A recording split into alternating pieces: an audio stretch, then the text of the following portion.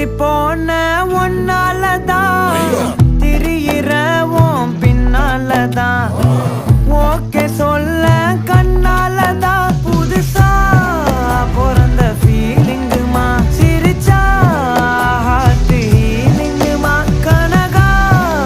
love காலிங்குமா என்ன left ஹேண்ட்ல dealing பண்ணாதம்மா